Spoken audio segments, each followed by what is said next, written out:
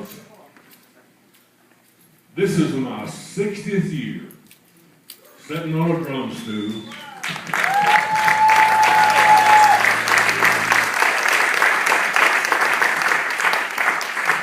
With 2 sticks in my hand, trying to figure out what to hit next.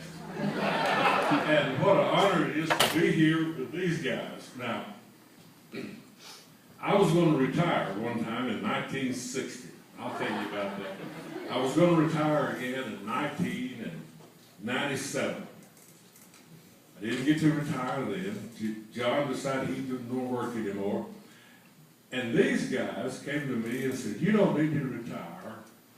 Let's put a band together and play some shows. People all over the world wants to see somebody that was in the Johnny Cash organization. And they don't care if he's an old white-headed guy."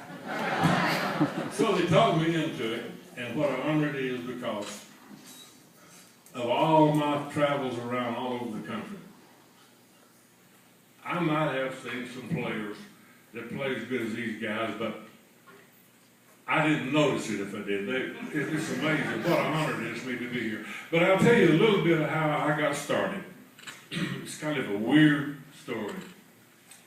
In 1954, now I know there's not very many people here who remembers 1954. Carl Perkins and his 2 brothers lived in the same little town that I lived in. Little town called Memphis, Tennessee, right outside of Jackson. And they had a band together. Nobody had drums back then, hardly. No drums on a Grand Ole Opry. None of the small bands had drums. And I never thought about playing drums. I was just out of high school, had a job at an air conditioning place.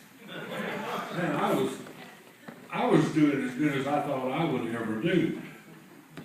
I was just out of high school, had a good job, driving a Cadillac car. I thought that was all I would ever do. And you know that I'm thinking about this, here I am 60 years later, don't have a job or a Cadillac. I met Carl Perkins, his 2 brothers. I'd go to some of the places they would play. And for some reason, I don't know why, I'd walk up and keep time on the bass. One night, Carl said, "We got an appointment with Sam Phillips next Thursday for a record audition. Borrow some drums and go to Memphis with us." I said, "Man, I never thought about playing drums." But for some reason, I did. Went to a boy and I heard he had some drums, told him what I wanted. And he said, "Well, Nick, you can't play." I said, "If you'll let me borrow your drums, I'll be playing by Thursday."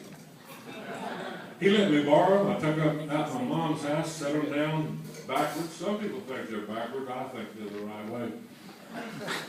We got in my car Thursday morning, drove over to Memphis, met Sam Phillips at Sun Records, and went back later. Sam liked what we did. We went back later and recorded a song that changed all of our lives forever. Carl and all of his brothers and me and all of my family. It was the first record to go to #1 in all the charts. It was the first record to sell 1 million on Sun label. It was the beginning of rock and roll. It was Blue Suede Shoes. Boy, let's do Blue Suede Shoes.